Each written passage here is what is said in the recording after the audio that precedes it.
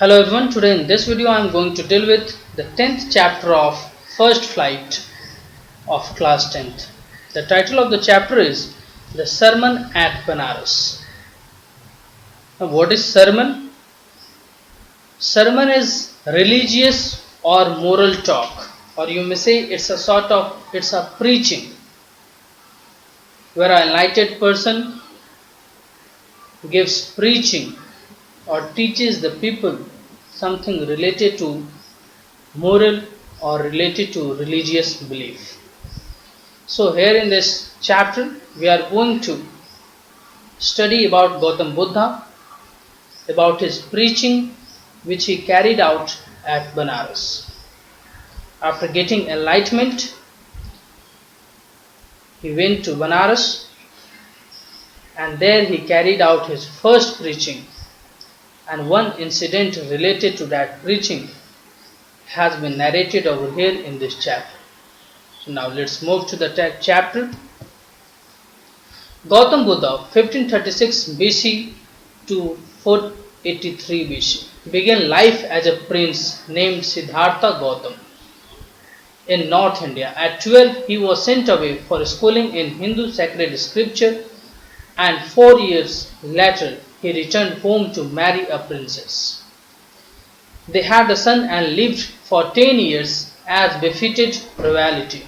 At about the age of 25, the prince heretofore shielded from the suffering of the world, while out hunting chanced upon a sick man, then an aged man, then a funeral procession, and finally a monk begging for alms. This sight so moved him that he at once went out into the world to seek enlightenment concerning the sorrow that he witnessed. So in this first part we are being introduced to Gautam Buddha. So he was a son of a king, he was a prince, and his name was Siddhartha Gautam. He was born in North India, and at the age of 12 he was sent for his schooling, and after that he returned from that school after 4 years, and after that he got married to a princess and they had a son, and he enjoyed the royalty befitted. It means he was appropriate, he lived there, he enjoyed the royalty, he ruled his kingdom, he lived in his royal palace till the age of 25. Then at the age of 25, one day while he was out for hunting, he got a chance to see a sick man, an aged man, an old man, and he saw a funeral procession and a monk, a sage who was begging for alms. So the sight of these four people, that is, the first one is sick man, second is aged man, old man, and third one is funeral procession, and the fourth one was the monk begging for alms. So the sign of these four people moved him a lot, forced him to think about it, that why these people are suffering and what were the reason of their suffering. He thought a lot, but he was not able to find the answer. So in order to find the answer, what he did, he left his royal kingdom in order to get enlightenment, in order to get the spiritual knowledge, that what are the cause of their suffering, what are the cause of their sorrow. So in order to experience enlightenment, in order to seek spiritual knowledge, he left all his kingdom, he left his family, and he moved out of his kingdom. He wandered for 7 years and finally sat down under a peepal tree, where he vowed to stay until enlightenment came. Enlightenment, after 7 days, he renamed the tree the Bodhi tree, tree of wisdom, and began to teach and to share his new understandings. At that point he became known as Buddha, the awakened or enlightened. The Buddha preached his first sermon at the city of Benares. Now the city is also known as Varanasi, most holy of dipping places on the river Gangas.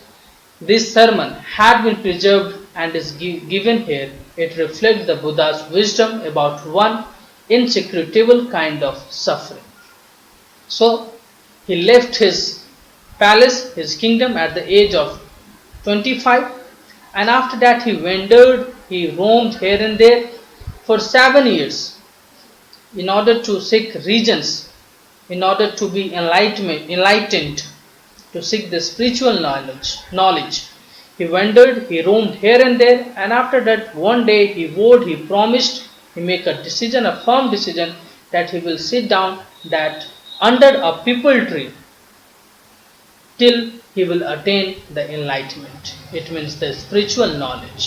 So he sat down under that bodhi tree, under that peepal tree for 7 days, and after 7 days he was enlightened, he received the spiritual knowledge, he got the spiritual knowledge, and later on that tree under which he has meditated for 7 days was known as bodhi tree, or the tree of wisdom, and he was known as Buddha. And after getting enlightenment, after getting spiritual knowledge, after attaining the spiritual knowledge, he came to the city of Benares. Now this city is known as Varanasi, and there he gave his first sermon, his first preaching. It reflects the Buddha's wisdom about one insecretable kind of suffering, and this preaching is about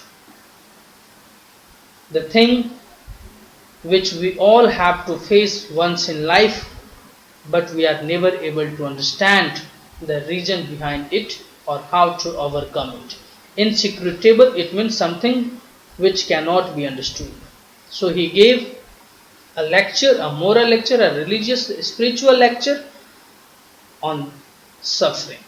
So let's see what was that lecture, what was that religious preaching which he gave to the people. Kisa Gautami had an only son. He died. In her grief, she carried the dead child to all her neighbors, asking them for medicine, and the people said, "She has lost her senses, the boy is dead."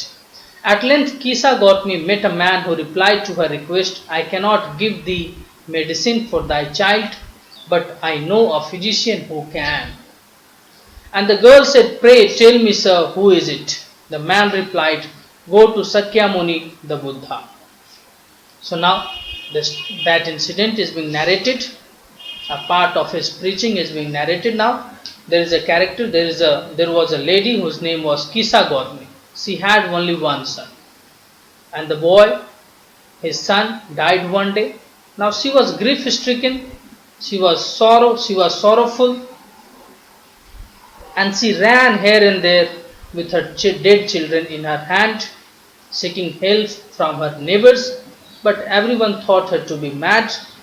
Everyone said her that the child is already dead, and there is no sense, there is no use of taking him, carrying him here and there and asking for medicine. Then that lady Kisa Gautami,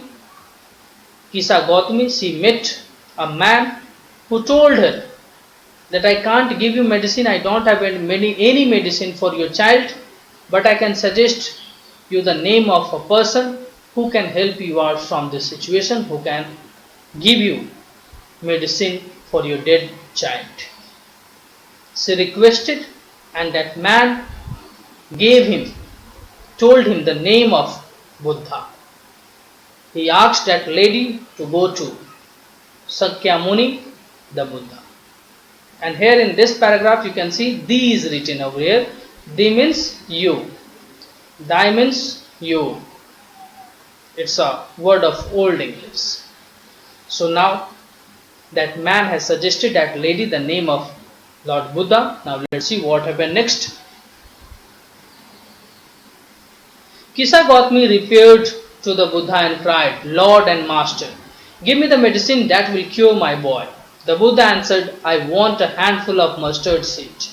And when the girl in her joy promised to procure it, Buddha added, "The mustard seed must be taken from a house where no one has lost a child husband, parent, or friend. So now, as soon as she come to know about Lord Buddha, the lady went to Lord Buddha and she said, she cried, she requested him for the medicine. Then Buddha said that I want a handful of mustard seed. She became very excited that it was quite easy for her to procure to get a handful of mustard. It was easily available and therefore she became very happy that she will get a handful of mustard and her child will be alive again. So when she was about to leave, then Buddha added one more statement to his statement that she will have to procure mustard seed from a house in which no one would have died yet. The house who may not have lost either their children, husband, parents, or friend. It means she has to procure that mustard seed, a handful of mustard seed from a house where no one has died yet. So now let's see whether she was able to procure or not. Poor Kisa Gautami now went from house to house and people pitied her and said, here is mustard seed, take it. But when she asked, did a son or daughter, a father or mother die in your family? They answered her, alas, the living are few, but the dead are many. Do not remind us of our deepest grief. And there was no one house, but some beloved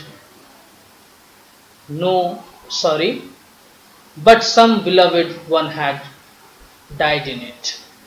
So now she wandered, she went to each and every house of that town, of that city, and she requested for a handful of mustard seed.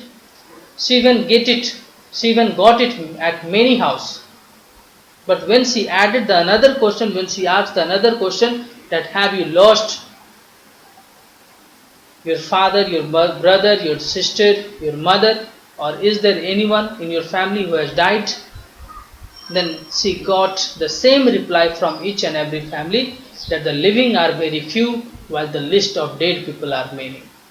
So everyone told her that there are number of people who has died and the number of dead people are more than the living one. And they all said that please don't remind us of that deepest grief, of that sorrow which we have faced, and now we have overcome over it. So she found no house where no one has lost their dear ones who are close one or their relatives. Kisa Gautami became very weary and hopeless and sat down at the wayside watching the lights of city as they flickered up and were extinguished again. At last darkness of the night reigned everywhere and she considered the fate of man that their lives flicker up and extinguished again. And she thought to herself, how selfish am I in my grief, death is common to all. Yet in this valley of desolation, there is a path that leads him to immortality who has surrendered all selfishness. So now, at last, she has wandered each and every house. She has not got even a single house in the city where no one has died. Now she is totally tired. She is hopeless. She thought that she will not get any such house where no one has died.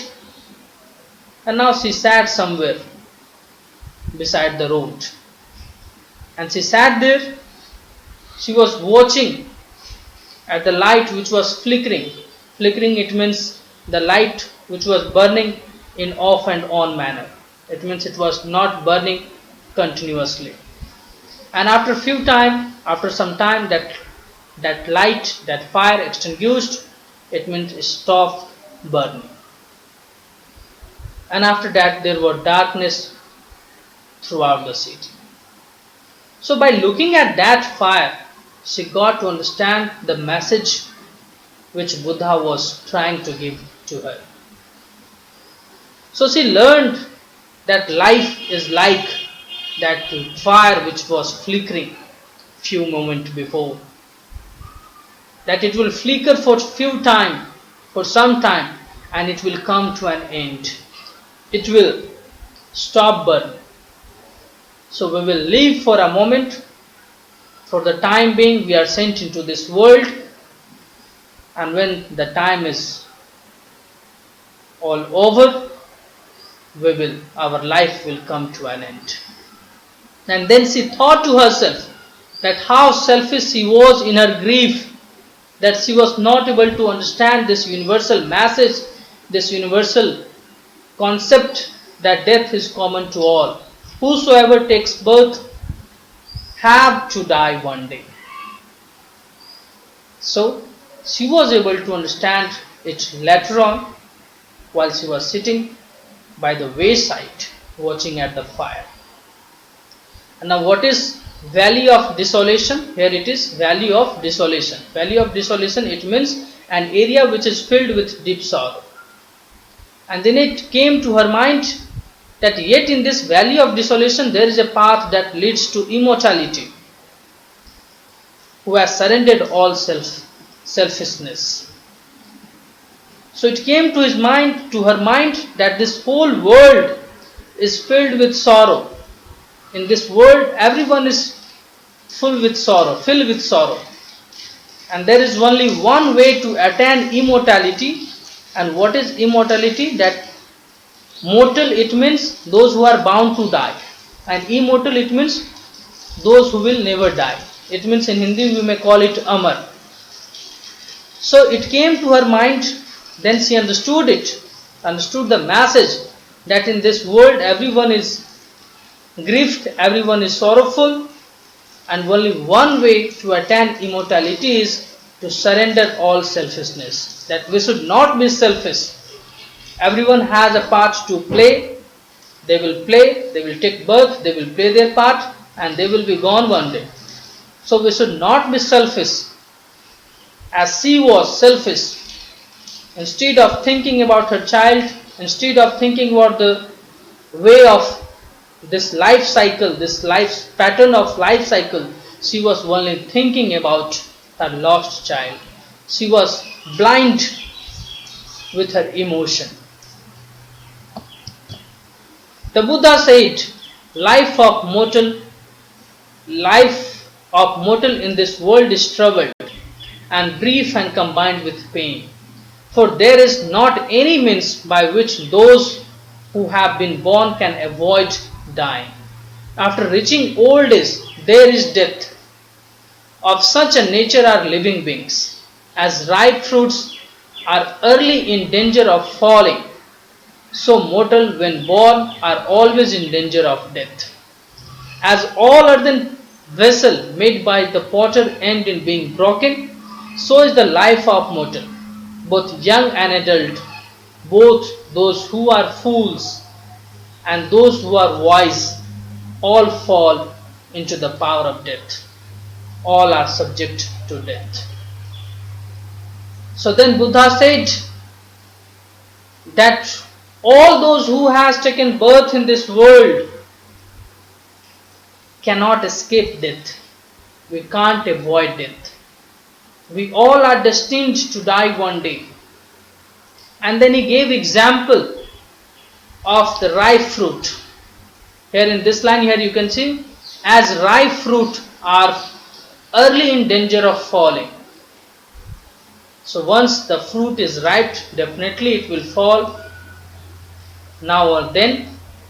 Similarly, if we have taken birth, we may die at any stage. We are in danger all the time. We may meet death at any point of our life. And then he has again given example of earthen vessel.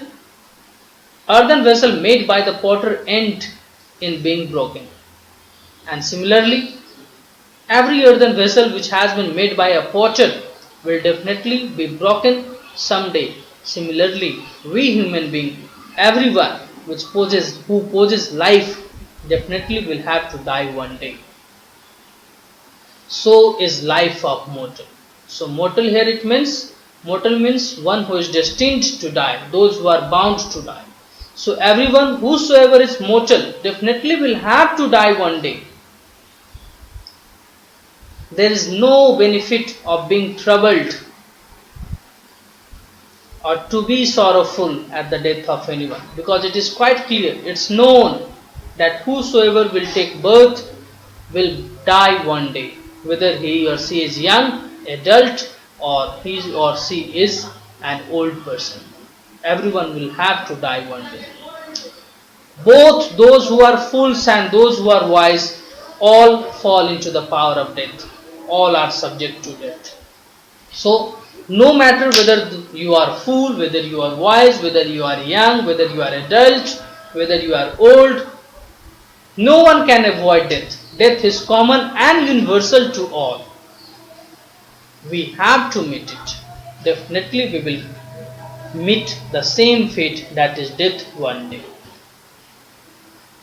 Of those who overcome by death depart from life. A father cannot save his son, nor kinsman their relation. Mark, while relatives are looking on and lamenting deeply, one by one mortals are carried off like an ox that is led to the slaughter. So the world is afflicted with death and decay. Therefore the wise do not grieve, knowing the term of the world. So now he says that death is the term of the world. It is the way of this world. Every day someone dies. Whosoever has taken birth will have to die. And the relatives will always be expressing sorrow over the death of one or the other. And they will be affected by suffering, by the disease, by the pain at the death of someone. So again he gives an example that as an ox is being taken to the slaughter one by one, and as they die one by one, they are being slaughtered one by one. Similarly, we human beings, those who have taken birth, those who are mortal, those who have life, will die one day. No one can save anyone, neither a father nor a kinsman. No one can avoid this death. So everyone will be carried away, everyone will face the same fate one day. So therefore it is said in the last line, so the world is afflicted with death and decay. This is the rule of this world, this is the way and the principle of this world, that everyone will have to meet death and decay. Therefore the wise do not grieve, knowing the term of the world.